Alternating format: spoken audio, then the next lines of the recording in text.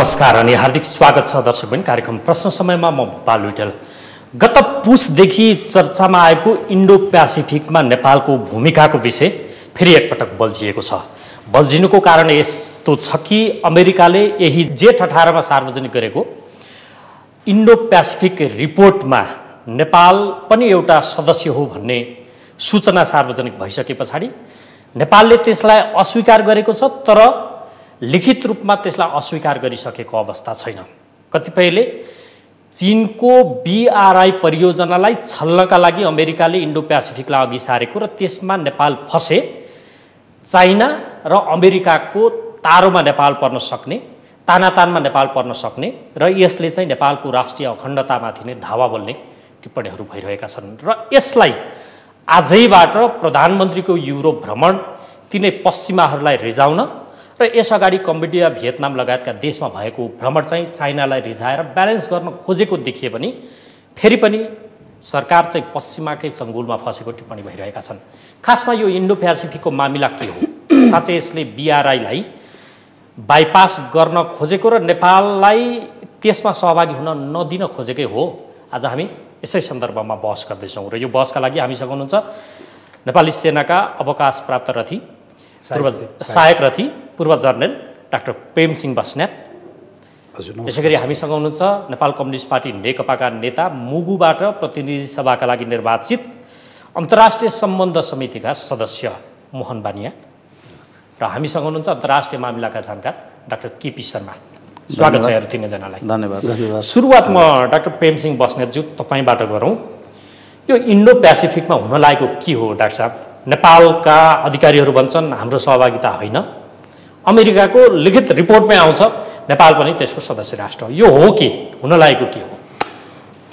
म तपाईँ thank you very much. सबैभन्दा पहिला म एउटा कुरा के भन्न चाहन्छु भन्दाखेरि यो हाम्रो सरकारले, हाम्रो राष्ट्रले तपाईँको हाम्रो परम्परागत राष्ट्रनीति जुन दुई ढुङ्गा बीचको तरुल, पञ्चशीलको सिद्धान्त र नन अलाइनमेन्टको चाहिँ जुन हाम्रो एउटा धार थियो, तपाईँको सानो राष्ट्रहरू बाँच्ने भनेको हाम्रो यो तीनटा सिद्धान्तहरू थियो। यसलाई अहिले दाहिने बायाँ राखेर अहिले हामीले दुर्भाग्यवश हामी इन्डो प्यासिफिकमा लाग्ने कि नलाग्ने भएर जुन डिबेट गरिरहेछौँ, यो गर्ने विषय नै थिएन। हेर्नुहोस्, किन भन्दाखेरि हामी जहिले पनि दुई राष्ट्रबीचको हामी गठबन्धनमा जहिले पनि छौँ, तर हामी तपाईँको नेसनल राष्ट्र कहिले पनि थिएनौँ। हेर्नुहोस्, अहिलेको पछिल्लो उसमा आएर जुन चाहिँ हामी अहिले यो BRI ठिक कि बेठिक अथवा इन्डो प्यासिफिक, विशेष गरेर इन्डो प्यासिफिकलाई हामीले ठिक कि बेठिक भन्ने एउटा दुर्भाग्य हो। जुन कुरा हाम्रो परम्परागत हाम्रो तपाईँको परराष्ट्र नीतिमा हामीलाई प्रष्टै छ। हेर्नुहोस्, हाम्रो देश त्यही कारणले बचेको थियो। अहिले यतिखेर यो फोहोरी कुराहरू जुन गर्ने नगर्ने भन्ने कुरा मैले दुर्भाग्यको रूपमा लिन्छु। यो हामीले छलफल गर्ने विषय नै थिएन यो राष्ट्रले। अब मैले यो किन भन्ने विषयमा भन्दाखेरि हाम्रो नेपालको कुरा के हो? हेर्नुहोस्, हाम्रो देशको परराष्ट्र मन्त्रालयले प्रष्ट भन्नुपर्छ। हो, अमेरिकाले तपाईँको वेबसाइटमा राखिसक्यो। अस्ति तपाईँको जुन 1 मा उसले प्रश्नसँग भनिसक्यो, पुरानो हामीलाई दिएको सैनिक तपाईँको सहायता देखेर हरेक कुरा यो चाहिँ इन्डो प्यासिफिकभित्र थियो, अहिले भइरहेको छ। अहिले भर्खर आएको चाहिँ हरेक चिजलाई अमेरिकाले भनिसक्यो इन्डो प्यासिफिकको। हेर्नुहोस् है त, यहाँ भन्दा मेरो देशको प्रधानमन्त्री के अरे परराष्ट्र मन्त्री भन्छन् होइन, अमेरिका भन्छ हो। अब हामी नेपालीलाई प्रष्ट भन्नुपर्छ। मेरो देशको सांसदहरूले भन्नुपर्छ के भन्दाखेरि हामी अहिलेसम्म पञ्चशीलको सिद्धान्तमा, हामी नन अलाइन मुभमेन्टमा र दुई ढुङ्गा बीचको तरुलमा हाम्रो दिस इज आवर कल्चर हो। यो पोलिटिकल तपाईँको डिप्लोमेटिक कल्चर हो। हामी यसमा छैनौँ, नैतिक रूपमा नि छैनौँ, हामी तपाईँको चाहिँ गठबन्धनमा नि छैनौँ, सामरिक रूपमा नि हामी छैनौँ। भन्न किन सकिरहेको छैन? अब त्यो लेखेर सूचना टाँसिनु पर्यो। परराष्ट्र मन्त्रीले भाषण गरेर हुँदैन, प्रधानमन्त्रीले भाषण गरेर हुँदैन। यी भाषणको कुरा फटाइ हुन्छन्। हेर्नुहोस्, भन्दाखेरि यसरी अहिले तपाईँको कथनी र करेनीमा जुन अहिले देश एउटा हल्लिरहेको छ, पत्रकारहरू फर अगेन्स्टमा लेखिरहेछन्, तपाईँको मन्त्रीहरू फर अगेन्स्टमा बोलिरहेछन्। मेरा देशका प्रधानमन्त्री तपाईँको डिबेटै गर्न पनि यो चाहिँ इन्डो प्यासिफिकको चाहिँ कुरामा हिँडिरहेछन्, परराष्ट्र मन्त्री हिँडिरहेछन्। हेर्नुहोस्, एउटा दुर्भाग्य हो। अब हो कि होइन? मेरो देशको तागत छ भने मेरो देशले झुटा बोल्दैन, मेरो देशको इतिहास र कल्चरले अहिले भन्दैन, झुटो बोल्दैन भन्दा मेरो परराष्ट्र मन्त्रालयले अब चाहिँ सूचना टाँस गरेर इन्डो पेसिफिकभित्रको के कुरामा हामी सहमति छौँ, मिलिट्री गठबन्धन छ कि अमेरिकाले त भनिसक्यो। हेर्नुहोस् भन्दाखेरि त्यही त उसले भनिसक्यो, नेपालका अधिकारीहरू मौखिक रूपमा होइन भन्छन्। अब उसले ढाँटेको मान्ने कि नेपालले ढाँटेको मान्ने? नेपालले ढाँटिरहेको छ। सत्य किन भन्नुहुन्छ भन्दाखेरि यसको इम्प्याक्ट के हुन्छ डाक्टर साहब? अलिकति इम्प्याक्ट होइन, 2 लाइन त हामी यसमा होइन भनेर त खण्डन गर्न सक्नु पर्यो नि त। त्यति गर्न सक्छ नि। त्यो नसक्नुको अर्थ नेपालले ढाँटिरहेको छ। हामी चाहिँ गएर हेर्नुहोस्, अमेरिकामा गएर 14 वर्षमा हाम्रो परराष्ट्र मन्त्रीलाई बोलायो। वा जुङ्गा मुसारे हेर्नुहोस् कत्रो ठुलो यहाँ फुत्तै हेर्नुहोस् है। भन्दाखेरि हेर्नुहोस्, यो जानुभन्दा पहिला, यसमा सही गर्नुभन्दा पहिला त्यहाँ राष्ट्रिय सुरक्षा परिषद छ, नेपाली सेना छ, 3टा अरू सुरक्षाङ्ग छ। यो उहाँहरू जस्तो चाहिँ सुरक्षा विज्ञविदहरू के भएर हुनुहुन्छ? के उहाँ लिनु पर्दैन? तपाईँ सल्लाह लिनु पर्दैन? यो के हो यो? किन भन्दा अमेरिकाले त उसलाई थाहा छ संसारमा यस्तै गरी फसाउँछ उसले। त्यो स्यालले चाहिँ त्यो पछि त्यो पुच्छरमुनि कराउँदै उसले मुटु जिग्दिन्छ। हेर्नुहोस्, उसको आफ्नो राष्ट्रिय स्वार्थको लागि भन्दाखेरि सुटुक्क गएर सही गरेर आएर अहिले यो हो त्यो होइन जुन भन्ने कुरामा हेर्नुहोस्, यस्तो केटाकेटी कुराले नेपाल जस्तो सानो देश हेर्नुहोस्, एउटा हामीले सर्भाइभल फर द स्ट्राटेजीको जुन एउटा हाम्रो हेर्नुहोस् तपाईँको चाहिँ कल्चर हुन्छ, एउटा डिप्लोमेटिक कल्चर, यसलाई जुन भङ्ग गरियो। अहिले तपाईँ स्याल हुइयाँमा दौडिरहेछ। न हामी अमेरिकाको विश्वासिलो, न चिनको विश्वासिलो, न भारतको, संयुक्त राष्ट्रमा हामी विश्वासिलो छैन। हेर्नुहोस्, भोलि पऱ्यो भने यो स्याल हुइयाँले हामीलाई चाहिँ खाडलमा हाल्छ। हस्, तपाईँसँग केही बेरमा आउँछु। माननीय मोहन मान्य, तपाईँ अन्तर्राष्ट्रिय सम्बन्ध समितिको सदस्य, नेपाल कम्युनिस्ट पार्टी सत्तारूढ त्यसको सदस्य, ढाँट्ने काम किन गरिरहेछ सरकारले? यो वास्तवमा इन्डो पेसिफिक रिजन बारेमा प्रत्यक्ष यो रिजन भन्दा स्ट्राटेजीको बारेमा भन्दैछु। इन्डो पेसिफिक रिजनको सदस्य नेपाल हुनु हुँदैन भन्ने चाहिँ मेरो मान्यता छ र सरकारको मान्यता पनि त्यो हो। किनभने अहिलेसम्म सरकार एग्री भएको छैन यसमा। किनभने हामीले मनगढन्ते कुरा गरेर हुँदैन, सरकार एग्री छैन यसमा। यसको ठुलो चाहिँ सामरिक रूपमा र बिजनेस रूपमा चाहिँ अन्य हिसाबले यो धेरै चाहिँ महत्त्वपूर्ण चाहिँ कुरा हो। त्यसै कारणले यो सदस्य हुँदा चाहिँ फाइदा छैन। र अर्को कुरा, फाइदा हुने र नहुने मामिला मैले तपाईँलाई सोधेँ होइन, सरकारले ढाँटिरहेछ किन?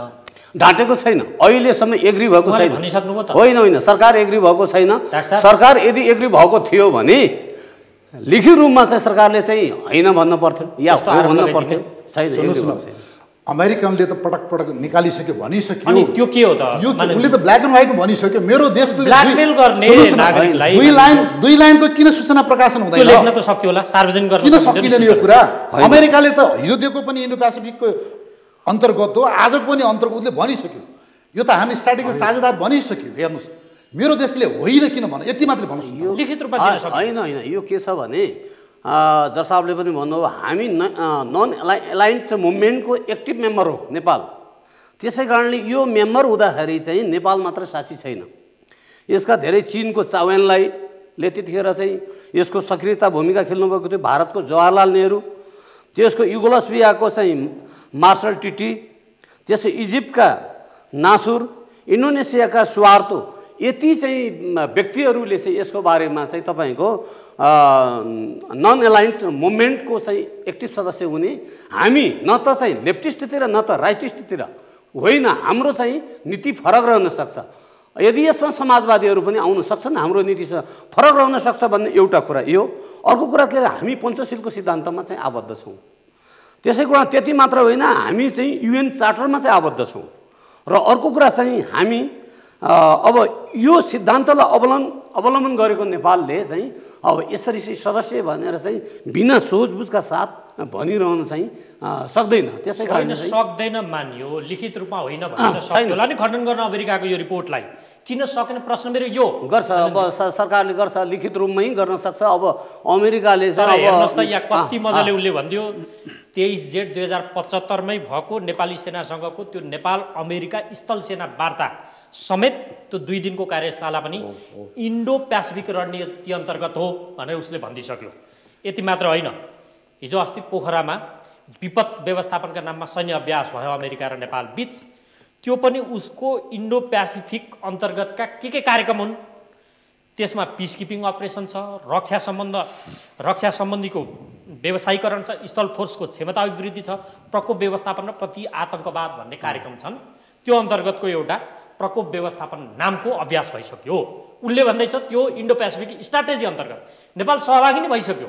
अब तपाईँ भनिदिनुहुन्छ होइन, पत्याउने कसरी के मानिन्ज्यू? यो के छ भने नेपाल सहभागी, पार्टीको नेताले संसदमा समेत राष्ट्रिय अस्मितामाथि धावा बोल्ने प्रश्न उठाउनु भएको छ देव गुरुङले, होइन भीम रावलले। होइन यो हुन सक्दैन। त्यसै कारण मैले के भन्छु भने, मैले अघि पनि भने यो नेपालको आफ्नै गौरव छ। त्यसै कारणले यो इन्डो पेसिफिक रिजनको बारेमा चाहिँ अमेरिका तपाईँको चाहिँ यो यसमा तीनटा क्षेत्रहरू, ठुल्ठुलो तीनटा क्षेत्रहरू, इन्डिया हुँदै तपाईँको अस्ट्रेलिया, न्युजिल्यान्डको चाहिँ ठुलो भूभाग, पोलिनेसिया, माइक्रोनेसिया र मेलानेसिया, यी तीनटा क्षेत्रसँगैको एउटा भूभागलाई एउटै बनाएर र यसले अर्को कुरा चाहिँ के गरिरहेछ भनेर चाहिँ अन्जुस बनाएको छ। तपाईँको अस्ट्रेलिया, न्युजिल्यान्ड र एउटा कुरा भन्दैछु, सामरिक रूपमा भन्दैछु म, यो अन्जुस बनाएको छ। भोलि बाई द बाई चाहिँ इन्डिया अन्जुस पनि हुनसक्छ यो कुनै दिनमा। त्यो सैनिक चाहिँ एउटा चाहिँ सर्कल हो त्यो। त्यसै कारणले भोलि नेपालमा पनि सैनिक अभ्यास गर्ने खालको चाहिँ कार्यक्रम चाहिँ हुनु हुँदैन, सरकार पनि यसमा एग्री हुनु हुँदैन भन्ने मेरो मान्यता छ र सरकारले पनि त्यो गर्छ। अभ्यासै गरिसकोस्। प्रश्न मेरो यो के मानिन्छ, अमेरिकाले त के निकाल्यो, के भन्यो, के गर्यो, नेपाल एग्री छैन, यसमा मन्जुर छैन। हस्, तर व्यवहार अहिलेको मितिसम्म मन्जुर छैन। डाक्टर केपी शर्मा, यो भइरहेको के हो? नेपालले क्लियर रूपमा एकतिर थोरै म अलिकति यो इन्डो पेसिफिकको विषयमा अलिकति उठान गरौँ जस्तो लाग्यो मलाई। वास्तवमा यो पोलिसी डोनाल्ड ट्रम्प आइसकेपछि अमेरिकाले इन्ट्रोड्युस गरेको पोलिसी हो र बाराक ओबामाले चाहिँ पाइभट टु एसिया अथवा रिब्यालेन्सिङ एसिया भन्ने पोलिसी ल्याउनु भएको थियो। त्यसलाई अझै एक्सपान्ड गर्दै अलिकति नयाँ ढङ्गबाट, खास गरी जापानले मात्रै चीनलाई काउन्टर ब्यालेन्स गर्न नसक्ने महसुस गरिसकेपछि अमेरिकन नेतृत्वले इन्डियालाई पनि र अस्ट्रेलियालाई पनि यस धारमा तानेर चीनलाई काउन्टर ब्यालेन्स गर्ने हिसाबले ल्याएको पोलिसी हो। सामरिक महत्त्वको हिसाबले हो, इकोनोमिक पनि हो, यसमा आर्थिक महत्त्वले पनि हो र मिलिटरी दुईटै एङ्गलबाट हो, स्ट्राटेजी एङ्गलबाट पनि हो। त त्यसो भइसकेपछि के भयो त भन्दाखेरि अब चीनलाई काउन्टर ब्यालेन्स गर्नको निमित्त चीनले चाहिँ वान रोड वान बेल्टको पोलिसी 2013मा सी जिङपिङले पहिलोचोटि राष्ट्रपति भइसकेपछि उहाँले घोषणा गरेको कार्यक्रम थियो। त्यसले चाहिँ सम्पूर्ण रूपमा युरोपलाई अनि अफ्रिकालाई, एसिया र ल्याटिन अमेरिकन देशहरूलाई जोड्ने एउटा नेटवर्क हो, त्यो स्थापित गरेको छ। त्यसो एउटा प्लान ल्याएको छ, एउटा भिजन ल्याएको छ। त्यो इकोनोमिक पनि छ, त्यो चाहिँ मतलब कनेक्टिभिटीको हिसाबले पनि छ। तर यी चिजहरू भइसकेपछि अमेरिका एक प्रकारले उसले आत्तिएर अब यसलाई कसरी काउन्टर गर्न सकिन्छ त? अब चाहिँ सेन्टर त इकोनोमिकको इन्जिन त एसियामा सरिसक्यो, स्ट्राटेजिक रूपले चाहिँ एसिया महत्त्वपूर्ण भइसक्यो भनेपछि इन्डियालाई पनि त्यसभित्र उसले हाल्यो र त्यसो गरेपछि इन्डो पेसिफिक पोलिसी ल्याएको। अब नेपालको कन्सर्न जहाँसम्म जोडिन्छ, अमेरिकाले नेपाललाई जबरजस्ती तानिरहेको मैले बुझिरहेको छु र नेपालले वास्तवमा नेपाली गभर्मेन्टले, नेपालको विदेश मन्त्रालयले समयमा यो कुरालाई रेस्पोन्स नगर्नु दुःखको कुरा हो। तर अहिले पनि टाइम बिग्रेको छैन, उसले अहिले पनि रेस्पोन्स गर्ने अझै पनि उसलाई टाइम छ र उसले अहिले पनि गरे हुन्छ। त्यो कुरालाई धेरै विवादमा लानुभन्दा पनि उसलाई अहिले हामीले अझै पनि वाच एन्ड वाइटको अवस्थामा हेर्न सकिन्छ नेपाली गभर्मेन्टको लागि चाहिँ। तर कुरा के चाहिँ हो त वास्तवमा उसले अमेरिकाले हामीलाई किन तानिरहेको छ, नेपाललाई यसमा कन्ट्रोभर्सीमा किन हालिरहेको छ भन्दाखेरि वास्तवमा यसमा दुई तिनवटा कुराहरू धेरै इम्पोर्टेन्ट छ। एउटा चाहिँ के छ भन्दा नेपाल अब स्ट्राटेजिक लोकेसनमा छ, खास गरी इन्डिया र नेपालको बिचमा छ। अब यसमा महत्त्वपूर्ण कुरा चाहिँ के हो त भन्दाखेरि चाहिँ हाम्रो उत्तरतिर चाहिँ अब सिमाना जोडिएकोमा टिबेट पनि छ र अब बिआरआई प्रोजेक्टमा 2 वर्ष अगाडि अहिलेकै मे महिनामै नेपाल सरकारले चाहिँ उसले चाहिँ एग्रिमेन्ट गरिसकेको छ चीनसित। परियोजना दिन सकेका छैन नि त, गरौँ यो परियोजना ठिक छ। त्यसको विषयमा फेरि कुराकानी गरौँला। त्यो विषय फेरि नेपाली लिडरसिपको कमजोरीको विषय भन्छु म। त्यो विषय फेरि जोड्दाखेरि चाहिँ हामीले बोआ सम्मेलनदेखि केपी ओलीको इन्डिया आशय यो हो, नेपालले इन्डो पेसिफिकलाई इग्नोर गरिरहेछ, बिआरआईमा ऊ सहभागी भइसकेको होइन। लिखित रूपमा उसले एग्रिमेन्ट गरेको कुरालाई त हामीले स्वीकार्नु परिहाल्यो। नेपाल बिआरआई प्रोजेक्टमा बिआरआईको उसभित्र छिरिसकेको छ। यसको मतलब यो हो नेपाल चाइनाको पक्षतिर छ होइन, त्यस्तो रूपमा भन्न मिल्दैन। किन भन्न मिल्दैन भन्दाखेरि एउटा यो इन्टरनेसनली ल्याएको उसले ल्याएको कन्सेप्ट हो, चाइनाको एउटा फरेन पोलिसी हो, इकोनोमिक पोलिसी पनि हो यो होइन। त्यो एउटा यो मतलब आइडियोलोजिकल बेसमा चलेको चिज होइन। त्यस कारणले इकोनोमिक प्रोग्रामहरू काहीँ मन परेको खण्डमा हामीले छिमेकी राष्ट्रहरूसँग गर्ने अधिकार स्वतन्त्र राष्ट्रले राख्छ। त्यो अन्तर्गत राखेको यो मतलब चाहिँ एउटा एग्रिमेन्ट हो। अब त्यसको परिणाम चाहिँ के बुझेको त अमेरिकाले के बुझ्यो भन्दाखेरि चाहिँ दुईवटा कुरा बुझ्यो। एउटा चाहिँ नेपाल चाहिँ इन्डियाभित्र अब के अरे अमेरिकाको बिआरआई प्रोजेक्टभित्र इन्टर गरेपछि यहाँ बिआरआई प्रोजेक्टभित्र छिर्ने भयो। त्यसो गरी चाहिँ नेपाल चाहिँ कम्प्लिटली चाहिँ अब चाहिँ इन्डियाको फोल्ड के अरे चाइनाको फोल्डमा जान्छ एउटा। दोस्रो चाहिँ साउथ एसियाको लागि एउटा गेटवे नेपाल एउटा पोइन्ट हो, 3टा पोइन्ट मध्येमा। पूर्वमा म्यानमार हुँदै इन्डिया छिर्ने, अनि त्यहाँबाट पश्चिम पाटोमा तपाईँको चाहिँ पाकिस्तान हुँदै इन्डियातिर छिर्ने, अफगानिस्तान छिर्ने पाटो छ र बिचको बाटो भनेको नेपाल नै हो। र यदि अब नेपालबाट चाहिँ चाइना छिर्यो भनेदेखि साउथ एसियामा फेरि आफ्नो पकड चाहिँ होल्ड चाहिँ कमजोर हुन्छ र स्ट्राटेजिकल्ली र मिलिटरी हिसाबले पनि र सेक्युरिटीको हिसाबले पनि आफ्नो अम्ब्रेलामा धक्का पर्छ र त्यो बिग्रिन्छ भन्ने सोचले चाहिँ अहिले चाहिँ मतलब चाइनालाई काउन्टर ब्यालेन्स गर्नको निमित्त अत्यन्तै राम्रो एउटा भूमि नेपाल भएकोले गर्दाखेरि अमेरिकाले जबरजस्ती तानिरहेको मेरो बुझाइ छ। अनि नेपालले यसलाई प्रष्टीकरण दिन सक्दैन भने के?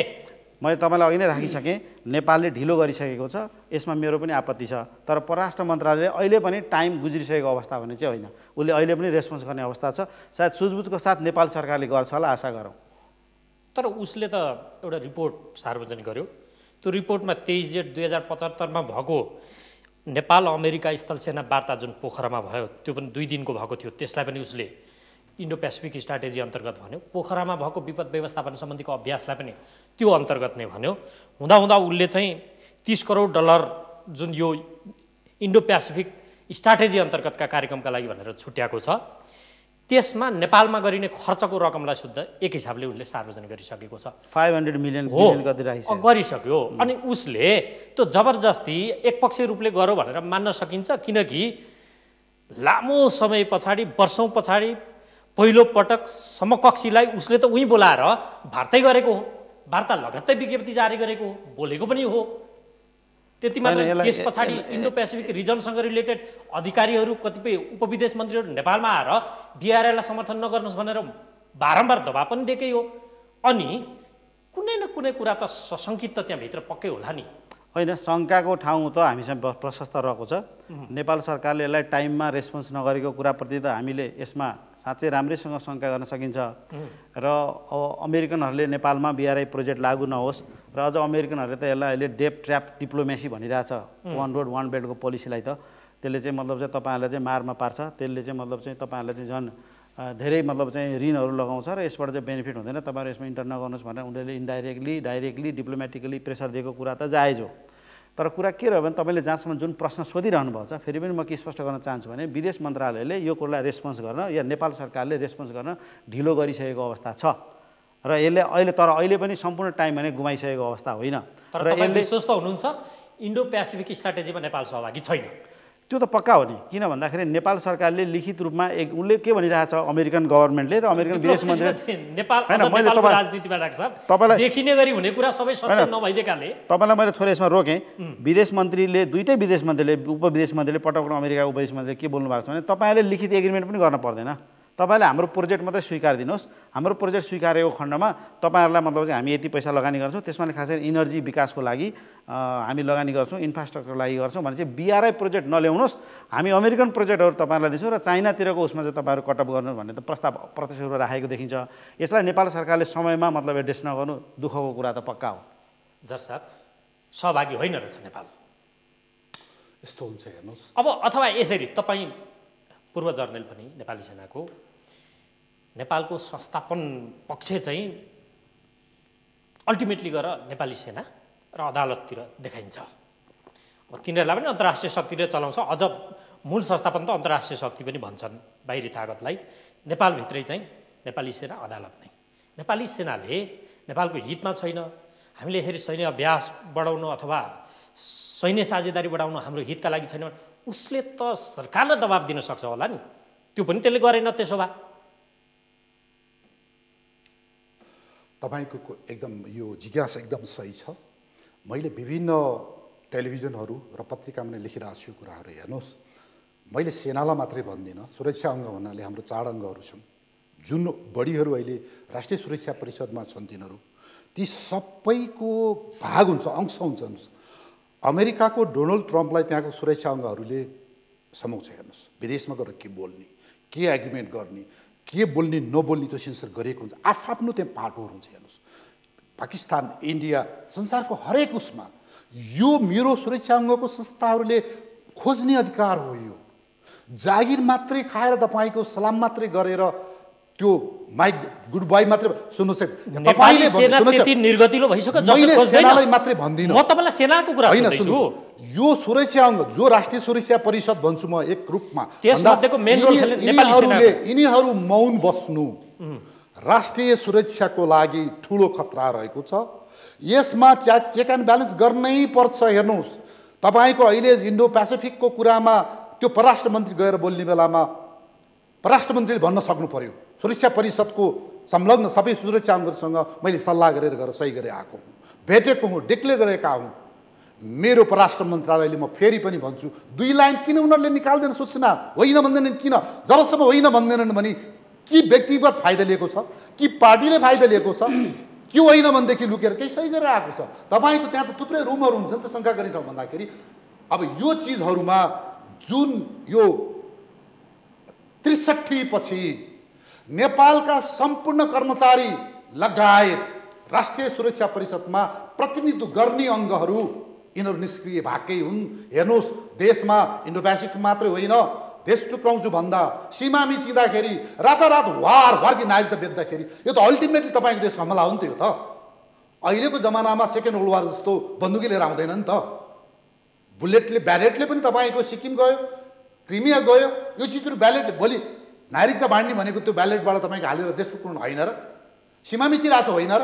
यसरी चाहिँ तपाईँको यिनीहरू राजनीतिक नेतृत्व देशभन्दा बाहिर गएर अब अस्ति के बोलेर आयो त? यो प्रधानमन्त्रीले गएर तपाईँको भियतनाममा गएर उसमा गएर के बोलेर आयो? अहिले के बोल्दैछन् त? त्यहाँ के सल्लाह गरेर गएको छैन? अब यहाँनिर सबैभन्दा ठुलो सर्टफल कहाँनिर छ? हेर्नुहोस्, यहाँनिर सुरक्षाको लागि हेर्नुहोस्, सबै संयन्त्रको पावर जति प्रधानमन्त्रीले लिने, राष्ट्रिय अनुसन्धान विभागको तपाईँको उसले लिने, त्यो खबरको च्यानल गरेर अहिले तिनीहरूको सल्लाहकारले, प्रधानमन्त्रीको सल्लाहकारले त्यो गोप्य चिठी खोल्ने। त्यो सल्लाहकार भनेको को? तपाईँ संविधानले मान्छ त्यो कुरा? नियम कानुन लाग्छ त्यसलाई? भोलि तपाईँको सैनिक ऐन लाग्छ उसलाई, प्रहरी ऐन लाग्छ, निजामी ऐन लाग्छ उसलाई। यस्ता व्यक्तिहरूलाई तपाईँको आइटी सल्लाहकार भनेर त्यो आइटी मार्फत अहिले कति चाहिँ खबरहरू बाहिर गइरहेछ, देश विदेशमा भएर पत्रिकामा आइरहेछ। ती को हुन् ती सल्लाहकारहरू? यसरी राष्ट्रिय सुरक्षाले तपाईँको नीति के अरे राष्ट्रिय सुरक्षा परिषदले पठाएको तपाईँको यो चिजहरू जुन अहिले यो चिजहरू एउटा बदमासी सरकारको एउटा तपाईँको लङ्गडोपनले आफूले गर्न नसकेर यी सल्लाहकार भन्नेको कसैले भेटिङ गरेर राखेछ। त्यो सल्लाहकारहरूको 10 वर्षको रिपोर्ट कुनै चाहिँ तपाईँको सुरक्षाले हेरेको छ? तिनीहरूको पुच्छर कहाँ जोडिएको छ? किन बोल्दैनन् अहिले? तपाईँ किन बोल्दैनन्? मैले यहाँ उठान गर्न खोजेको मानौ परराष्ट्र मन्त्रालय निकम्मै भयो, सरकार निकम्मै भयो, त्यो अन्तर्गतको मैले फेरि लिङ्केज गरेँ, त्यसको अलिक सपाट जवाफ नपाएकोले संस्थागत पावर, संस्थापन, मूल संस्थापन भनेर चिनिने मैले सबै सुरक्षा अङ्गको कुरा अझै सोधेको छैन। तपाईँले विगतमा करियर बिताएको नेपाली सेनाको कुरालाई अलिकति जोड्न खोजेको मात्रै। यो निकमापन छ, राष्ट्रिय स्वार्थ विपरीत छ, राष्ट्रहित विपरीत छ। हामी न भोलि अमेरिकाको दबाब थेक्न सक्छौँ, न चाइनाकै दबाब खेद्न सक्छौँ भन्ने त्यो किसिमको विश्लेषण त पक्कै नेपाली सेनामा छ होला? छ होला नि। म त आम रिटायर्ड होला, मानौ होला। त्यो किन बोल्न सकिरहेको, त्यो किन बोल्न सकिरहेको छैन? त्यसले गभर्मेन्टलाई त्यो किसिमको प्रेसर किन दिन सकिरहेको छैन? के प्रब्लम होला त्यहाँ? मैले यो सोध्दैछु तपाईँलाई। होइन, हेर्नुहोस्, मैले कि त्यो पनि राजनीतिकरण? मैले यसमा मेरो पनि लिमिटेसन छ। मैले बोल्ने पनि मेरो अलिकति नेपाली सेना सम्बन्धी, म त्यहाँको अहिले वर्तमान होइन। यो त देशको हितका लागि भएकाले तपाईँलाई यति मात्रै म भन्छु, सेना लगायत सुरक्षा अङ्गको तपाईँको राष्ट्रिय नीतिमा, परराष्ट्र नीतिमा, विकास नीतिमा, प्रधानमन्त्रीले गर्ने कार्यक्रममा, गृहमन्त्री, रक्षा मन्त्रीले गर्ने कार्यक्रममा उहाँहरूको अंश छ। त्यहाँ उहाँहरूले लिनुपर्छ चिजहरू। तपाईँको परम्परागत हाम्रो चाहिँ के छ भन्दाखेरि राजाले गल्ती गर्दैनथे, देश बेच्दैनथे, तपाईँको परराष्ट्र मामलामा यस्तो चाहिँ बेकिँदैन थिए। त्यो बेलामा राजाले गल्ती गर्दैनथे भन्ने मैले एउटा माइन्डसेटमा हस भन्दै आएका हाम्रा सुरक्षा अङ्गहरू भन्छु म, सुरक्षा परिषदमा बस्ने अङ्गहरूले त्यो हस भन्ने एउटा कल्चरलाई अहिले पनि मलाई लाग्छ सिरोपर गरे जस्तो मलाई भन्दाखेरि यसमा अहिले म के भन्छु भन्दाखेरि अहिले सम्पूर्ण तपाईँको एउटा सडकमा हिँड्नेलाई चासो छ, पत्रकारलाई चासो छ। तपाईँले लिएर आएर उहाँ माननीयज्यूलाई मलाई यहाँ बोलाउनुहुन्छ भन्दाखेरि मेरा कर्मचारीहरू सुरक्षाहरूलाई त ठुलो तपाईँको पीडा हुनुपर्छ। यदि तपाईँकोले भनेको चाहिँ आन्सर मैले दिने हो भन्दाखेरि यसमा चाहिँ के भइरहेछ? अनि तपाईँको गभर्मेन्टले नेपालको सुरक्षालाई एउटा बाल दिएको छैन। हेर्नुहोस्, बालिदिएको छैन। अनि त्यो चुप बस्नुपर्ने, म तपाईँलाई त्यही सोधेँ, त्यो चुप बस्नुपर्ने। अब प्रचण्डजीको पालामा इन्डियामा गएर आएर बुदा नम्बर 1 मा परराष्ट्र चाहिँ नीति भारतले भने अनुसार गोच्छु भएन आउँछ। के त परराष्ट्र भनेको के हो? त्यसमा सुरक्षासम्म जोडिन्छ। तपाईँको देशभित्र गृह मन्त्रालयले गर्छ, देश बाहिर गएपछि शिक्षा, संस्कार, तपाईँको व्यापार, हरेक नीति, शान्ति सेना, भोलि लडाइँको कुरा परराष्ट्रमा बाटो जान्छ। सोलो ढोलो तपाईँको भारतले कस्तो मजाले चाहिँ शब्द चयन गरे, परराष्ट्र नीति यो अनुसार हुनेछ। त्यसमा तपाईँको लडाइँको कुरा त्यहीँ जान्छ, भोलि शान्ति सेनाको कुरा त्यहीँ जान्छ। सही गरेर आउँदाखेरि के त मेरो सुरक्षा अङ्गहरूले त्यसमा सेन्सर गरेका थिए, त्यसमा तपाईँको चाहिँ कुनै ऊ गरेका थिए भन्दा अब यो चिजहरू किन भएका छैनन् होइन। अब के छ लिमिटेसन किन छ भन्ने कुरामा जसरी तपाईँ एउटा अनभिज्ञ हुनुहुन्छ, म पनि अहिले धेरै वर्ष भइसक्यो। हस् भन्ने कल्चर छ भन्ने तपाईँको एउटा इन जनरल कुरा चाहिँ मैले तपाईँको हस् भन्ने कल्चर छ। अब यो अथवा राजनीति त्यहाँ हाबी भयो, अथवा राजनीति त्यहाँ हाबी भयो। मैले त देख्छु सेना राजनीतिको होइन, सरकारको सेना हुँदैन। एउटा कुरा आम नेपालीले बुझ्नुपर्छ, पार्टीको सरकार हुन्छ या भइरहेछ के त डाक्टर साहब, मैले त्यो सोध्दैछु के त भने सेनाको राज्यको हुन्छ जहिले पनि। त्यो भएर हेड अफ द गभर्मेन्ट सेनाको तपाईँको चाहिँ सुप्रिम कमान्डर इन चिफ हुन्छ। संसारभरि यो हो। एउटा कुरो बुझ्नुपर्छ, सेना सरकारको होइन, सरकारको कानुन नियम मान्ने हो र सधैँभरि सेनाले हेर्ने, मैले भने कानुन नियम मान्ने तर राज्यको सेना हुन्छ। त्यो हुन किन सकेन, मैले प्रश्न त्यो सोध्दैछु। मैले तपाईँलाई भनिसकेँ, अब किन भएन मैले कसरी भन्नु तपाईँलाई। र यसमा रक्षा मन्त्रीले के हेर्छन्, रक्षा मन्त्रीले के हेर्छन्, गृहमन्त्रीले के हेर्छन्? तपाईँको चाहिँ यत्रो बिना हतियार चलाएर आएको होइन र हाम्रो गृहमन्त्री, हस् तपाईँको रक्षा मन्त्री यत्रो ठुलो कुरा गर्छन् होइन र? अनि के त नि, अनि हामी जस्तोले बोल्यो भने उही पाता फर्किने मात्र यिनीहरूको काम। हस् म तपाईँसँग के बेरमा आउँछु। मान्छे सेनालाई पनि निकम्मा बनाइसकेछन्। मैले निकम्मा भनेको छुइनँ है, फेरि हस् भन्ने कल्चर डेभलप हो विगतको, छैन यो चाहिँ मलाई प्लिज विगतको होइन तपाईँले भन्नु भएन आशय निचोड विगतको हस् भन्ने कल्चरको निरन्तरता सेनामा अहिले पनि छ।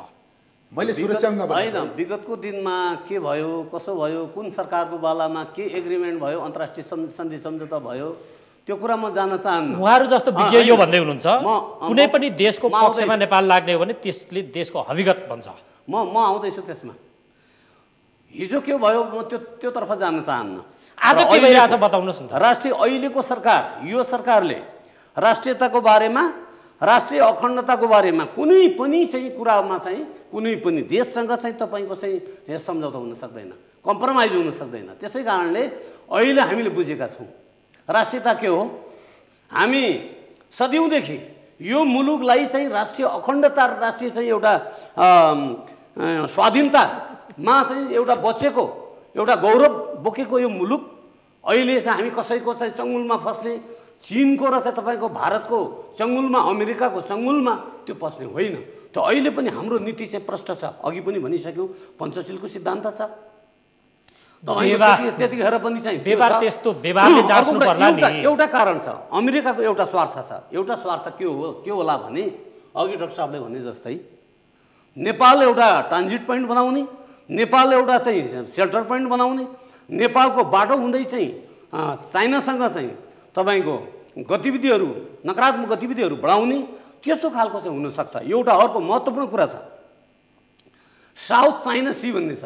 चाइनाको दक्षिणतिर ठुलो सी छ, त्यसको पेरिफेरीमा लगभग चाहिँ 35 लाख तपाईँको वर्ग स्क्वायर चाहिँ क्षेत्रफल चाहिँ ओगटेको ठुलो सी छ। त्यसमा चाहिँ 200 भन्दा बढी आइल्यान्डहरू छन्। त्यो आइल्यान्डमा चाइनाले ठुलो चाहिँ संरचनाहरू बनाइसक्यो र संसारको सबैभन्दा बढी तेल भएको मुलुक रसिया, तपाईँको साउदी अरेबिया, त्योभन्दा दोस्रो चाहिँ तपाईँको तेल र चाहिँ ग्यास भएको क्षेत्र पर्छ त्यो।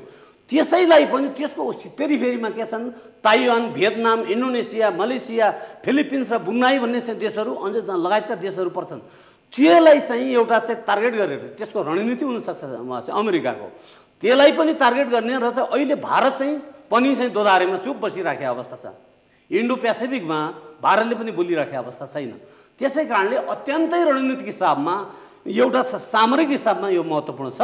त्यसै कारणले नेपाल चुक्दैन, एकदम ढुक्क रहनुहोस्, नेपाल यसमा चुक्दैन। व्यवहार त्यस्तो देखिनु होइन, व्यवहारको कुराहरू चाहिँ यो राष्ट्रिय अखण्डतामा नेपाल अहिलेको चुक्नु पनि हुन्न। नेपाल चुक्नु पनि माननज्यू अहिले राष्ट्रिय अखण्डताको मामिलामा तपाईँ कति निर्धक्का साथ बोलिराख्नु भएको छ। तपाईँको नेताहरू शङ्काको दृष्टिकोणले बोलिरहेछन्। संसदमा भीमरावलको अभिव्यक्ति तपाईँले सुन्नुभयो, देव गुरुङको अभिव्यक्ति सुन्नुभयो, राष्ट्रिय अस्मितामाथि धावा बोल्न खोजेको उहाँहरूको प्रश्न थियो। होइन, नेताहरूले चाहिँ पोजिटिभ रूपले बोल्नु भएको छ। होइन, चुक्नुहुन्न, राष्ट्रियतालाई कहिले पनि बन्धक बनाएर चाहिँ धरौटी राख्नुहुन्न भन्ने खालको हो। त्यसै कारण अर्को कुरा के छ भन्दाखेरि तर अमेरिकाले एउटा कुरा म भन्दैछु, अमेरिकाले अन्तर्राष्ट्रिय सन्धि सम्झौता पनि 1947 को चाहिँ अन्तर्राष्ट्रिय सम्झौता छ। अन्तर्राष्ट्रिय सम्झौता के छ भन्दाखेरि 9 ड्यास लाइन्स भन्ने एउटा चाहिँ सम्झौता छ। त्यही साउथ चाइना चाहिँ ओसनको चाहिँ त्यसको बारेमा छ। त्यसै कारणले त्यसको पनि पालना गर्नुपर्छ। त्यसको पालना गरेन भने त अब अहिले चाहिँ हरेक किसिमको चाहिँ रणनीति अप्नाएर चाहिँ नेपाललाई फसाउने कुरा हुन सक्दैन थियो। त्यसो भए नेपाल ढुक्क छ, ढुक्क भए हुन्छ। होइन, अमेरिकासँग चाहिँ अरू सेवा सुविधा लिन सकिन्छ, मैत्री सम्बन्ध राख्न सकिन्छ, तर नेपालको कुनै किसिमको चाहिँ कुनै देशलाई चिड्याएर कुनै देशलाई चाहिँ को वैमनस्यता राखेर चाहिँ चाइनासँग चाहिँ विरोधी भएर वान बेल्ट वान रोडको चाहिँ नीति छ चाइनाको, सी जिनपिङ आइसकेपछि अब त्यसलाई चाहिँ हामीले चाहिँ इग्नोर गर्न सक्दैनौँ, त्यसलाई बाइपास गर्न सक्दैनौँ। भारतसँग पनि त्यस्तै मैत्री सम्बन्ध राख्न सक्छौँ हामी, कसैसँग चाहिँ हामी झुक्ने कुरा हुन सक्दैन र यो चाहिँ सैनिक अभ्यास हुनै सक्दैन। त्यो भइसक्यो, त्यही भएर प्रश्न गरेको। अब तपाईँले काट्नु दोस्रो कुरो भयो। डाक्टर साहब, गर्ने के त? यहाँ त विवाद त केही गर्न खोज्यो भने विवाद हुन्छ, नगरी बस्दा पनि विवाद हुन्छ। हिजो अस्ति भियतनाम, कम्बोडिया प्रधानमन्त्री जानुभयो चाइनालाई रिजाउन भन्छन्, अहिले युरोप जानुभयो पश्चिमालाई रिजाउन। हुन त देशको हितका लागि हो भने त रिजाउने हो, तर उनीहरूकै अभिष्ट पुरा गर्न प्रधानमन्त्री लागि पर्नु भएको छ। पश्चिमाको कोर्टमा पुग्नुभयो, आरोप यस्ता खालका, टिप्पणी यस्ता खालका आइरहेछन्। यो सत्य नकार्न सकिन्छ। तपाईँलाई म के कुरा राखौँ भने नेपाल एउटा मतलब कुनै पनि देशको राष्ट्रियता सानो ठुलो भन्ने चाहिँ हुन्न, तर इकोनोमिक हिसाबले र स्ट्राटेजिक हिसाबले चाहिँ नेपाल क्रुसल प्लेसमा छ र इकोनोमिकली एउटा गरिब देश भएको नाताले गर्दा उसले अन्तर्राष्ट्रिय उसमा कुनै पोलराइजेसनमा कुनै एउटा देशको पक्षमा या विपक्षमा उभिन सक्दैन। त्यसले गर्दा उसले ब्यालेन्स गर्नुपर्ने हुन्छ। दोस्रो महत्त्वपूर्ण कुरा के हो भन्दाखेरि नेपालको इतिहास हेर्नुभयो र यिनी अहिलेका जेनेरेसनका लिडरलाई हेर्नुभयो भने नेपालभित्र प्रोक्सी फोर्सेसहरू बनाएर अन्तर्राष्ट्रिय शक्ति केन्द्र खास गरी 3टा, पश्चिमा अनि दक्षिण इन्डिया र उत्तरपट्टि चाइना। चाइनाको भन्दाखेरि पनि इन्डिया र पश्चिमाहरूले आफ्नो प्रोक्सी फोर्सेसहरू बनाएर नेपालमा आफ्नो अनुकूलको संविधान बनाउने, आफ्नो अनुकूलको पोलिटिकल पोलिसीहरू बनाउने, आफ्नो अनुसारको डेभलपमेन्टका पोलिसीहरू बनाउने, आफ्नो अनुसारको सेक्युरिटी पोलिसीहरू बनाउने गरेर जगजाहेर भएको कुरा हो। यसमा हामी कुनै कन्फ्युजनमा रहन जरुरी छैन। तर पछिल्लो फेजमा जस्तो प्रोटेक्सनिजमको जुन लहर चल्यो अमेरिकाबाट सुरु भयो, नेपालमा पनि केपी ओलीले त्यसको नेतृत्व गरेको थोरै अंशमा हामीले देख्यौँ र हामीलाई आशा पलाएको थियो कि नेपाल वास्तवमा एउटा राम्रो लिडरसिप पाएको छ र एउटा लिडरले नेपाललाई एउटा राम्रो नेतृत्व दिनुहुनेछ। तर फेरि के देखिन्छ भन्दाखेरि वास्तवमा सत्य कुरा के हो त भन्दाखेरि हिजोका आज जुन सत्तामा भएको पोलिटिकल पार्टिजहरू, त्यसमा पनि खास गरी भूतपूर्व एमाले, उसको बेस फाउन्डेसन भनेको चाहिँ वेस्टर्न आइडियोलोजी छ भन्ने कुरालाई हामीले स्वीकार्नुपर्छ। त्यो सत्य बोल्नुपर्छ जस्तो मलाई लाग्छ। त्यसो हुँदाखेरि के हो त भन्दाखेरि पश्चिमा देशहरूको ठुलो लगानी यहाँभित्र भएको छ भन्ने कुरालाई हामीले नकार्न सकिँदैन। त्यसै बेसमा केपी ओलीले पनि आफ्नो भ्रमणलाई मतलब त्यहाँभित्र ब्यालेन्स गर्ने हिसाबले अथवा त्यसैको आधारमा चाहिँ उनीहरूले चाहिँ केपी ओलीलाई एउटा आफ्नो मतलब चाहिँ नजिकको मित्रको रूपमा विकास गरेर अथवा त्यो ढङ्गले चाहिँ सत्तामा पुगिसकेको हुँदाखेरि पश्चिमाहरूले पनि केही एक्सपेक्टेसन गरेको हुनसक्छ। त्यसले गर्दा तपाईँले जुन प्रश्न उठाइरहनु भएको छ, जहाँ शङ्का गरिरहनु भएको छ, त्यहाँ थोरै सत्यता छ भन्ने मलाई लाग्छ। देशको स्वाधीनताको मामिलालाई सानो र ठुलो भन्न खोजिएन। एउटा कमिलाको बाँच्ने अधिकार जति छ त्यति नै हात्तीको पनि छ, तर एउटा हात्तीले किल्चिँदा कतिवटा कमिला मर्छन्, अथवा त्यो हात्तीको कानभित्र एउटा कमिलो पर्यो भने त्यसले पनि त्यहाँ समस्या पार्छ। स्वाधीनता पनि त्यस्तै होला। देशको स्वाधीनता त सबैको बराबर हो। स्वार्थ अनुसार विदेश नीति बनाउने सम्भवतः त्यस्तै नीति अरू देशले प्रयोग गर्लान्। बिआरआईको मामिलामा जम्मू कश्मीर हुँदै पाकिस्तान पुग्छ, त्यसकारण म अस्वीकार गर्छु, मेरो स्वाधीनतामाथि धावा बोल्छ भनेर भारत सशङ्कित छ। इन्डो प्यासिफिकको मामिलालाई पनि त्यति मजाले उसले एग्री गरेको देखिँदैन। मूलतः रसियाबाट हतियार ल्याइयो, इरानबाट तेल पनि ल्याउने मामिलालाई अमेरिकाले चाहिँ समस्या पारिदिन्छ भन्ने खालका टिप्पणीहरू भइसके पछाडि त्यस पछाडि चाइनातिर कता कता सामिप्यता बढाए जस्तो पनि देखिन्छ। फेरि बिआरआईको मामिलाले ऊ त्यहाँ सशङ्कित छ। नेपाललाई पनि भरसक बिआरआईका परियोजनाहरूलाई अगाडि बढाउन नदिनका लागि उसले टेन्सन क्रिएट गरिराख्यो भने आफूलाई लाभ होला भन्ने योजना भारतको हुन सक्ला। यो परिस्थितिमा तपाईँले अघि इङ्गित गरे जस्तो पश्चिमाको एउटा स्वार्थ, चीनको एउटा स्वार्थ, भारतको एउटा स्वार्थ, हेर्नुहोस् त तीनतिरको स्वार्थमा नेपाल छ, जोगिने कसरी डाक्टर साहब? होइन, सबभन्दा पहिला त तपाईँलाई म एउटा कुरा के राखौँ भने केपी ओलीको युरोपको भ्रमणको विषयमा इन्डो प्यासिफिकसँग हामीले रिलेसन के छ भनेर थोरै हेरौँ कि जस्तो लाग्यो मलाई। पहिलो कुरा हेर्नुहोस् त, इन्डो प्यासिफिकको एजेन्डामा के कुरा बुझ्न जरुरी छ भने कतिपय युरोपियन देशहरू पनि अमेरिकाको इन्डो प्यासिफिक पोलिसीको विरुद्धमा छन्। हामीले यो बुझ्न जरुरी छ। र अहिले युरोप पुरै आम रूपमा प्रोटेक्सनिजमको विरुद्धमा छ, तर होल अमेरिकन पोलिसीको विरुद्धमा युरोप उभिएको बेला हो। तर त्यसमा फेरि एउटा सानो अंश के देखिन्छ भन्दाखेरि इन्डियाले फ्रान्सलाई इन्डो प्यासिफिक पोलिसीभित्र तानिसकेको अवस्था छ र फ्रान्स चाहिँ इन्डो प्यासिफिकभित्र जानेर नजानेर इन्डो प्यासिफिकभित्र छिरिसकेको एउटा मेम्बरको रूपमा पइसकेको अवस्था छ। 4वटा देशको भयो भने 5वटा देशको बनिसकेको अवस्था हो त्यो पोलिसी स्ट्राटेजी होइन। त्यसैले गर्दा के देखिन्छ भन्दाखेरि इन्डो प्यासिफिक पोलिसीलाई स्ट्रङ पार्ने, नेपालभित्र त्यसलाई पेनिट्रेसन गर्न, त्यसलाई इन्ट्रोड्युस गर्ने उद्देश्यको साथ केपी ओलीको युरोप भ्रमण होइन। ढुक्कबाई हुन्छ, यसमा ढुक्कबाई हुन्छ, यसमा कुनै दम छैन। किन छैन त भन्दा फेरि पनि जोड्न दिन चाहन्छु कि होल युरोप नै अहिले अमेरिकाको डोनाल्ड ट्रम्पको पोलिसीको विरुद्धमा छ होइन, उसको प्रोटेक्सनिजमको विरुद्धमा छ। होल युरोप अहिले ग्लोबलाइजेसनको पक्षमा छ, अमेरिका अहिले एन्टी ग्लोबलाइजेसनको पक्षमा गइरहेको अवस्थामा छ भनेपछि त यहाँ त कुरा मिल्दैन। तर तपाईँले जहाँसम्म जोड्न खोज्नुभयो चाइनासित नेपालको दूरी बढेको कि घटेको भन्ने कुराको पनि म थोरै जवाफ दिन चाहन्छु। यहाँलाई म लान चाहन्छु केपी ओली प्रधानमन्त्री हुने बित्तिकै इन्डियाले बोआ सम्मेलन, चाइनामा बोआ सम्मेलन हुने भयो, इन्डियाले बोआ सम्मेलन 2 दिन अगाडि केपी ओलीको भ्रमण दिल्लीमा घोषणा गर्यो र त्यो घोषणा गरिसकेपछि उहाँ चाहिँ 8 तारिकमा होला बोआ पुग्नु पर्ने थियो। तर मतलब चाहिँ के भने त्यो उहाँ बोआ पुग्न नसक्ने गरी इन्डियाले भिजिट राखिदिइसकेपछि केपी ओली इन्डिया मतलब चाइनाको बोआ सम्मेलनमा पुग्न सक्नु भएन। त्यहीँबाट चाइना र नेपालको सम्बन्ध चिसिएको मैले अनुभूति गरेको छु। चीनले के एक्सपेक्टेसन गरेको थियो भने एउटा न्युट्रल, एउटा सशक्त लिडरसिप, एउटा मतलब राष्ट्रियताको जगमा उडिएको लिडर आएको हुँदाखेरि अब यो कसीमा केपी ओली खरो उत्रिनु हुनेछ र ब्यालेन्स पोलिसी ल्याउन सक्ने एक्सपेक्टेसन गरेको हुनुपर्छ चीनको नेतृत्वले। तर त्यति नै खेर के देख्यो भन्दा केपी ओली चाइनातिर भन्दा चीन चाहिँ प्रो इन्डिया जस्तो बनेको, इन्डियातिर बढी झुकाव देखाएको जस्तो गरेर इन्डियाले पनि ट्र्यापमा पारिदिएको वास्तवमा। उहाँभित्रको आफ्नो त्यो भित्रको त्यसमा आफ्नो इन्टेन्सनली नभए पनि त्यस्तै गरी अहिले चाहिँ के गरिरहेछ भने अमेरिकाले पनि नेपाललाई आफ्नो ट्र्यापमा तानिरहेछ, तर लिडरसिप बोल्न सकिरहेको छैन। यो ठुलो कमजोरी हो। हिम्मतका साथ लिडरले भन्न सक्नुपर्छ, 2/3 मत ल्याएको लिडरले भन्न सक्नुपर्छ देशको शक्ति, जनताको शक्तिभन्दा ठुलो शक्ति केही हुन सक्दैन, त्यो अपार अविजय छ भन्ने कुरालाई लिडरले बुझ्न सक्नुपर्छ।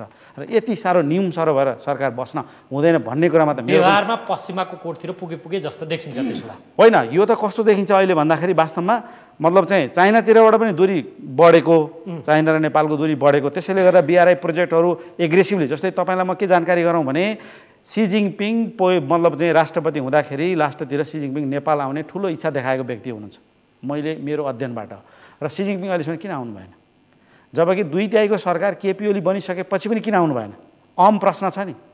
सी जिङपिङ चाँडै इन्डिया जाँदै हुन्छ, सी जिङपिङ अस्ति रसा भ्रमण जानुभयो, सी जिङपिङले विभिन्न देशमा गरिरहनु छ। यहाँ त ठुल्ठुला एग्रिमेन्टहरू गर्ने BRI प्रोजेक्टमा त अरबौँ खरबौँका प्रोजेक्टहरू साइन गर्न रेडी रहेको चाइना किन रोकियो? प्रश्न छ नि। परराष्ट्र बिलले सोच्न जरुरी छ, एउटा प्रधानमन्त्रीको नाताले सोच्न जरुरी छ, विदेश मन्त्रालयले सोच्न जरुरी छैन, उहाँहरू जस्तो माननीयजीले सोच्न जरुरी छैन? रोक्यो नि, चाइना आएन नि, यसको अर्थ हुन्छ कि चाइना हामीसित खुसी छैन, यसको अर्थ हुन्छ कि चाइना हामीबाट टाढिएको अवस्था हो। झन् अब इन्डो प्यासिफिक चाइनाले ठान्यो नेपाल प्रो नै, यहाँलाई मैले रोकेँ त्यति मात्रै होइन। डिसेम्बरमा हाम्रो विदेश मन्त्रीले मतलब चाहिँ के भन्छ अमेरिकाको विदेश मन्त्री पोम्पेसितको भेट एउटा ऐतिहासिक थियो। तर त्यो भेटमा भइसकिसकेपछि त्यो विषयमा जुन इन्डो प्यासिफिकमा तान्ने जुन कुरा उठ्यो त्यसमा प्रवेश गर्ने कुरालाई वास्तवमा किटानको साथ विदेश मन्त्रालयले कुनै रेस्पोन्स दियो? नदिइसकेपछि चाइनाको बुझाइ के रहन सक्छ भनेपछि अब America, Nepal pro China, pro India र प्रो चाइना प्रो वेस्टको कितामा गइरहेको छ, त्यो फोल्डमा गइरहेको छ भने चाइनिजहरूको बुझाइ हुनसक्छ। त्यसैले गर्दाखेरि सी जिङपिङको भिजिट हुन सकेको छैन, त्यसैले उच्च स्तरको चाइनिज नेतृत्वको भिजिट हुन सकेन, नेपालको लागि दुर्भाग्य हो। त्यसकारण नेपालले ब्यालेन्स पोलिसी लागू गर्न सकेको छैन, परराष्ट्र मन्त्रालय चुकेको छ, नेपाल सरकार चुकेको छ, यो कुरा हामीले भन्नपर्छ। माननज्यू सत्य बोल्न त गाह्रो नहुनुपर्ने हो नि, फेरि गाह्रो हुँदैन।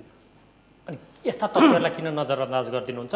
खालि तपाईहरु बचाउ मात्रै यो गर्नुहुन्छ। वास्तवमा के भने चाहिँ हरेक कुराहरू चाहिँ आफ्नो ढङ्गबाट चाहिँ विश्लेषण गर्ने कुराहरू आफ्नो ठाउँमा छ, तर वास्तवमा चाइनाको र नेपालको दूरी टाढा भएको छैन, बरु प्रगाढ भएको छ, सम्बन्ध विस्तार भएको छ। त्यो कुराहरू चाहिँ सोच्नेले हरेक कुराहरू सोच्न सक्छन्, तर के हो भन्दाखेरि अमेरिकाले जति जाल फालेको छ, जति भारतले जाल फालेको छ, माछा मार्नको लागि जाल फालेको छ, त्यो जालमा चाहिँ फस्ने कुराहरू हुन सक्दैन। त्यो किन भन्दाखेरि अब त्यतिखेर सी जिङपिङ नेपालमा किन आउनु भएन, त्यो टेक्निकल कुरा छ। त्यो टेक्निकल कुराहरू अहिले चाहिँ यो सबै कुराहरू यहाँ भन्न जरुरी पनि छैन। टेक्निकल एउटा कुरा क्या हो त्यो टेक्निकल समस्या के हो नेपालको? त्यो त जनतालाई भनिदिनु पर्यो जनताले जान्न जरुरी छ नि जानन जान्न जरुरी छ। पारदर्शिताको कुरा पनि हो। रेल बनाउने कुराको DPR को अहिलेसम्म फिजिबिलिटी स्टडी हुन सकेको छैन किन? चीन, नेपाल, भारत त्रिदेशीय चाहिँ टेक्निकल कुरा हो त्यो। त्रिदेशीय टेक्निकल कुराले चाहिँ अहिले चाहिँ ढिलो भएको। सी जिनपिङ नेपाल आउनुहुन्छ, अवश्य पनि ढुक्क हुनुहोस्, नेपाल आउनुहुन्छ।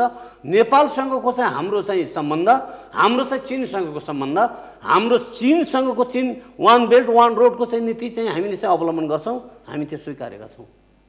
त्यसै कारणले चीनको न त नेपाल क्रीडास्थल, न त भारतको क्रीडास्थल, न त कुनै किसिमको चाहिँ तपाईँको चाहिँ यो साम्राज्यवादी मुलुकहरू कुनै मुलुकहरूको क्रीडास्थल हुन सक्दैन। त्यो मिलाउने हो, ब्यालेन्स मिलाउने, चेक एन्ड ब्यालेन्स मिलाउनको लागि राष्ट्र प्रमुखले, सरकार प्रमुखले अहिले चाहिँ छु मन्त्रको बाजा अहिले चाहिँ ठिक बनाउने खालको त्यो होइन।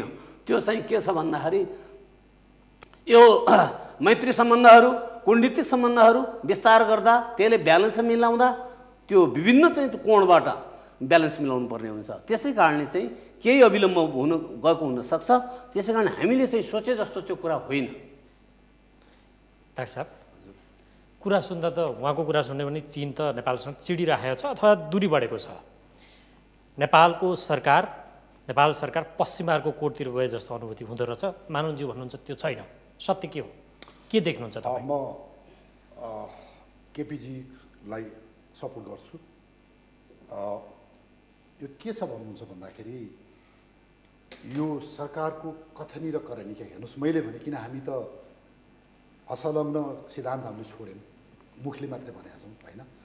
तपाईँले पटक पटक राजाको पालामा ६३ अगाडि निषेधित क्षेत्र भनेको मुस्ताङ क्षेत्रमा पटक पटक तपाईँले त्यहाँ के एक्सर्साइज गराउनुहुन्छ। राजदूत त्यहाँ गएको छ। एउटा डोल्मा प्रोजेक्ट भएर अहिले चाहिँ त्यो उछान के अरे केथाङ लोमाङथाङमा हेर्नुहोस्, अमेरिकाले वर्ल्ड ब्याङ्कलाई भनेर वर्ल्ड ब्याङ्कले त्यहाँ एउटा बिजुली प्रोजेक्ट लाँदैछ। ठिक छ, त्यहाँको जनताले बिजुली बाल्नुपर्छ, तर स्ट्राटेजिकल्ली त्यहाँ तपाईँ चाइनाको बोर्डरमा तपाईँ चाहिँ त्यो पुर्याउँदै हुनुहुन्छ। तपाईँले अस्ति चाहिँ यो लगानी सम्मेलनमा यो सरकारले सबै देशको प्रतिनिधिले बोल्नु दियो। सबभन्दा ठुलो आएको प्रतिनिधि चाइना, अघिल्लो दिनसम्म त्यो बोल्ने कार्यक्रम छ, भोलिपल्टि प्रधानमन्त्रीको पालामा छैन। इन्डिया बोलेको छ, तपाईँको चाहिँ म्यानमार बोल्यो, को बोल्यो, त्यो बोल्यो, चाइना त तपाईँको सरप्राइज। एउटा कस्तो हुन्छ भने कुटनीतिक च्यानलमा तपाईँको एउटा क र खले पनि इट म्याटर्स। हेर्नुहोस् भन्दाखेरि अहिले सुटु जानी तपाईँको जुङ्गा मुसारेर कहिले इन्डो पेसिफिक पुगेको छ, कहिले बिमस्टेक पुगेको छ। हेर्नुहोस् त बिमस्टेकमा अब त्यो सैनिक रणनीति यस्तो केटाकेटी न तपाईँको बादशाहको मुखमा न ढुङ्ग्रामा भने जस्तो। हेर्नुहोस् हामीले पनि अलिकति परराष्ट्र नीति हामीले पनि पढेका छौँ, बुझेका छौँ। राष्ट्रिय सुरक्षा भनेको सबै चिजहरू हो। हेर्नुहोस् भन्दाखेरि अहिले जुन एनजिओहरू ड्रिभेन अहिलेको तपाईँको केपी ओलीलाई एउटा तपाईँको थ्रेड भनेको कुरा, केपी ओली भनेको उहाँको सरकार एमाले, पूर्व एमाले भनेको एनजिओ चाहिँ तपाईँको सपोर्टेड स्पाइनल कर्ड जस्तो उहाँको हो। अहिले हेर्नुहोस् एउटा कुलो खन्ने उपभोक्ता समितिमा समेत यिनीहरूको तपाईँको त्यहाँ लिङ्केज छ। हेर्नुहोस् हरेक तपाईँको हेर्नुहोस् यहाँ भन्दाखेरि अहिले मोदी इन्डियामा आइसकेपछि यो हिन्दू धर्मको कुरा आउँछ कि छलाङ आउँछ कि राजा आउँछ कि इत्यादि अहिले हल्ला भइरहेछ नि भन्दाखेरि अब उनले के गर्छन् भन्दा त्यो टोली उचाल्छन्। हेर्नुहोस् किनभने उता धेरै खाइसकेको छ, संविधान उनले बनाइसकेको छ भन्दाखेरि त्यसलाई एउटा कन्टेन गर्नको लागि, अमेरिका लगाउनुको लागि यो चिजमा चाहिँ केपी ओली जिनु भएको छ। अर्को कुरा, केपी ओली जस्तो मान्छे देशको प्रधानमन्त्री हो, राजीनामा दिएको प्रधानमन्त्रीले किन भेट्न जाने थियो अहिले बेनको बेला तपाईँको। अनि सीके राउतलाई ओलीले बनाएको तपाईँको प्रचण्ड, ओलीजीले बनाएको महात्मा गान्धी अहिले दुईजना बाउ छोरा जस्तो गएर उहाँ मुख्य वक्ता रहे त्यो केपी तपाईँको चाहिँ सीके राउत। तपाईँको लागि अलिकति इज्जतको सवाल छैन के? म भोलिबाट तपाईँको चाहिँ अब काठमाडौँ टुक्राउँछु भनेर गएपछि म पनि अब तपाईँको हुने। हेर्नुहोस् यस्ता तपाईँको निम्सरा तालले तपाईँले देशको प्रधानमन्त्री कसरी बने? अलिकति लाग त हुनुपर्छ नि। त्यो गुको दलदलमा डुबेको त्यो सीके राउतलाई केपी ओलीजीले चाहिँ तपाईँको माथि तानेर यो सुगन्ध भएको भएर त्यो गराएर अहिले तपाईँको अक्सफोर्डमा बाउ छोरा जस्तो तपाईँको look at this, where is your national prestige? दर्जाले केही गर्दैन। तपाईँको एउटा संस्कार हुनुपर्छ। हेर्नुहोस्, त्यही भएर भनिन्छ तपाईँको मूलको पानी र कुलको छोरी भनेको त्यो कुलको छोरी भने सम्पत्ति होइन, एउटा संस्कार जान्नुपर्छ। तपाईँको विदेश मन्त्रीले चाहिँ सुटमा चाहिँ उलाउँछन्, के अरे त्यो स्पोर्ट जुत्ता, अनि यहाँ भन्यो भने चाहिँ हेर्नुहोस्, अहिले म देख्छु चिजहरू, हामी कसैको तपाईँको विरोधी पनि होइन। एउटा कुरा हेर्नुहोस्, यो एसिया पेसिफिक तपाईँको जुन इन्डो पेसिफिक भन्ने यो शीत युद्धकालीन रुसको वार्सा प्याक्टको विरुद्धमा प्रयोग गरेको यसमा ल्याएको नाटोको अर्को रूप है, नाटोको अर्को रूप हो यो। यसमा तपाईँ हामी छर्लङ्गै हुनुपर्छ। भोलि नेपालले अनि र पनि जोडेर होइन, प्रष्ट हामी नैतिक रूपमा भौतिक रूपमा कुनै पनि रूपमा हामी गर्दैनौँ। हेर्नुहोस्, भोलि तपाईँ त्यसमा हुनसाथ तपाईँले भोलि सैन्य उनीहरूको सैनिक तपाईँको अखाडा बन्न सक्छ या उनीहरूको तपाईँको फाइटर लाइन हुन सक्छ या तपाईँको घर फाइटर त यहाँ नबस्ला भन्दाखेरि यो चिजहरूमा नेपाल सरकारले टाइमली मेरो देशमा म यो गर्दिनँ भन्नलाई कुनै पनि गाह्रो छैन। र चाहिँ यो भएको हुनाले यो यो यो यो चाहिँ तपाईँको एसिया पेसिफिक के अरे एसिया इन्डो पेसिफिक उसमा अर्को कुरा, इन्डिया इज नट स्योर है, सरले भन्नुभइसक्यो, इन्डिया इज नट स्योर। इन्डियाले बुझेको छ तपाईँको नेपालको चीनसँगको सम्बन्धभन्दा इन्डियाको चीनसँग सम्बन्ध राम्रो छ अहिले। भित्रभित्र हेर्नुहोस्, त्यति उनीहरूको चाहिँ तपाईँको देखिने र भित्रको फरक भइसकेको छ। हेर्नुहोस्, नेपालले त यो कस्तो भन्दाखेरि अब हामीलाई त ऊ लाग्छ, हामी राजावादी के अरे अस्ति पनि बोलिसके, टाइटल दिइसके भन्दा अब मेरा प्रधानमन्त्रीले 2टा PhD डक्टर लिनु भइसक्यो। अब डक्टर ओलीज्यू भन्छु म उहाँलाई, बुद्धि आओस्। मेरो देश फेरि तपाईँको चाहिँ यो महेन्द्रको राजा महेन्द्रको पालाको जुन हामीले चाहिँ त्यो खम्पाहरू र टिबेटियनहरू लिएर आएर हामीले खम्पकाण्ड भन्ने एउटा ठुलो तपाईँले अपरेसन गर्नु पर्यो। हेर्नुहोस्, एक्ज्याक्टली त्यो सिनारियो नेपालमा हुँदैछ। हेर्नुहोस्, यो चिजहरूलाई हामीले बडा राम्रोसँग हेर्नुहोस् ह्यान्डल गर्न सकेनौँ भनेदेखि यो देशले दुःख पाउँछ। र सबैभन्दा सिभरिङ कुरा अर्को कुरा लास्टमा भनिदिनुहोस्, अहिले अमेरिकाले नेपाली सेनालाई किन नचाहिने कुरा मुसिरहेको छ। एउटा रेगुलर क्यालेन्डरमा भएको एक्सर्साइज पनि मैले इन्डो पेसिफिकको भनिरहेको छ अहिले, यो पनि इन्डो पेसिफिक, त्यो पनि इन्डो पेसिफिक, शान्ति सेनाको तालिम पनि इन्डो पेसिफिक, डिजास्टर पनि। हेर्नुहोस्, अहिले यो सेनालाई हेर्नुहोस् यति बदनामी हुन लागिरहेछ। यो कुरोमा रक्षा मन्त्रालय के हेर्छ, परराष्ट्र मन्त्रालय के हेर्छ, सेना त आफै बोल्न सक्दैन नि त। यो यसमा तपाईँको पोलिटिकली हो यो तपाईँको गोइङ हो भन्दाखेरि सबैभन्दा बदनामी अहिले सेनाको भइरहेछ यसमा। अब यसको लागि कसले बोल्ने त यहाँनिर? मेरा तपाईँको देशको चाहिँ रक्षा मन्त्रीको कार्यालयमा आएर अमेरिकाको रक्षा सहायक मन्त्रीको रक्षा राज्य मन्त्रीले के भन्छ, ए रक्षा मन्त्री यो BRI इज नट गुड, तैँले यसमा युज नहो त यसमा लिनुहुन्न, यो बदमासी हो भनेर कसरी भन्न सक्छ तपाईँ रक्षा मन्त्रीको अगाडि? मेरो रक्षा मन्त्री किन बोल्दैन त्यतिखेर? यहाँनिर के छ त? के व्यक्तिगत लाभ छ उहाँ गरेर लिएको, के पार्टीले लिएको छ, कि देशले केही लिएको छ? होइन भने मेरो देशले 2 लाइनको तपाईँको यो होइन भएर किन बोल्दैन? यत्रो तपाईँ हाम्रो बिचमा किन हाम्रो लडाइँ पाइरहेको छैन? हेर्नुहोस्, यस्ता माछा देखे तपाईँको दुलहा सर्पदेखि पाख, never do it. It's a big disaster for national security of Nepal. हेर्नुहोस्, यो देश त्यसै तपाईँको अडिएको छैन। यो हेर्नुहोस्, त्यत्रा भारतले खान खोज्दा तपाईँको चाहिँ त्यतिखेर नै अमेरिकाले थुप्रै हामीलाई चाहिँ गर्ने दुखैदिने खोजेको। हेर्नुहोस्, we have a very long history. म अमेरिकाको विरोधी होइन, तर नेपालको पक्षमा त हामीले यो कुरा हिस्ट्रीले त रिकल गरिदिनु पऱ्यो नि त। भन्दाखेरि अब हामीभन्दा धेरै जान्ने सुन्ने हुनुहुन्छ यहाँ नेपालमा, धेरै विज्ञहरू हुनुहुन्छ, धेरै सुरक्षा सल्लाहकार छन्, राष्ट्रपतिका प्रधानमन्त्रीका छन्, मन्त्री स्तरका तपाईँको तलब खाएर बसेका छन्। देशलाई दोहोन गर्ने अनि एनजिओको तपाईँको चाहिँ उसमा चाहिँ यिनीहरू विदेशीको उसमा उक्लाएर हेर्नुहोस्, तपाईँको अमेरिकामा रहेको नेपालको चाहिँ त्यो एनजिओको चाहिँ लिडरलाई राजदूत बनाइयो, उसलाई किन एक्सटेन्ड गरियो, उसलाई किन तकमा दियो? It was America. अब उहाँले नेपालको लागि गर्नुभएको छ कि अमेरिकाको लागि गर्नुभएको छ? यो चिजहरूमा हेर्नुहोस्, हामीले शङ्का गर्ने ठाउँ छ। जबसम्म 4 लाइनको सूचना निकाल्दैन परराष्ट्र मन्त्रालयले, तपाईँले शङ्का गर्ने छ, उहाँले गर्न मिल्छ, उहाँले गर्न मिल्छ, देशले गर्न मिल्छ। हस्, यो के छ भन्दाखेरि जज साहबले निकै नै चाहिँ यो लाइन क्रस गरेर उहाँको चाहिँ मनगढन्तिर चाहिँ एउटा चाहिँ बकमबसी कुरा गरिराख्नु भएको छ। हिजोको एनजिओ एमाले चाहिँ एनजिओ जस्तो त्यो कुराहरू नगर्नुहोस्। हामी चाहिँ कहाँ गइरहेछौँ भने हामीले चिन्ता चासो भने चाहिँ इन्डो पेसिफिक रिजनको बारेमा गरिरहेछौँ। एकछिन होइन त्यो होइन गलत कुरा नबोल्नुहोस्, गलत कुरा बोल्नुहुन्न, होइन गलत कुरा नबोल्नुहोस्, होइन त गलत कुरा होइन, मेरो भन्नु कुरा दिनु न, मेरो कुरा भन्नु दिनुहोस्, मेरो कुरा भन्नु दिनुहोस्, होइन कुरा सुन्नुहोस्, म पनि सदनमा राइट कुरा बोल्दैछु, कुरा सुन्नु, राष्ट्र विखण्डन गर्ने कुरा सुन्नु न, हेत्यारिका कति कुरा नगर्नु न, राष्ट्र विखण्डन गर्ने राष्ट्रिय राजनीति मूलधारमा ल्याउनुको लागि कुरा सुन्नु, यो विषयवस्तुमा आउनुहुन्न बाबा, एनजिओको कुरा किन चाहियो अहिले? होइन यो तपाईँको चाहिँ उसको बारेमा कुरा आइरहेछ, यो सिके राउतको बारेमा। राष्ट्र विखण्डन गर्नेहरू, राष्ट्रलाई त धुजा गर्ने चाहिँ कुनै चाहिँ तत्त्व छ भने, कुनै रिभोल्युसन गर्ने चाहिँ तत्त्व छ भने त्यसलाई राष्ट्रिय राजनीतिको मूलधारमा ल्याउने हो कि होइन? त्यो कुरा पनि चाहिँ ब्याकबाइट गर्ने, त्यो कुरा पनि चाहिँ तपाईँको पूर्वाग्रही भएर कुरा गर्ने, त्यो कुरा नगर्नुहोस्। यदि तपाईँ राष्ट्रियताको चाहिँ सवालमा राष्ट्रको एउटा चाहिँ सही पुत्र हो भने यो मुलुकमा भएका गल्ती कमजोरी सरकारले गल्ती गर्छ भने भन्नुहोस्। ल अब तपाईँको चाहिँ परराष्ट्र मन्त्रीले चाहिँ स्पोर्ट जुत्ता लगाए, ती माइनर कुराहरू ल्याएर चाहिँ यो कुराहरूमा नजोड्नु,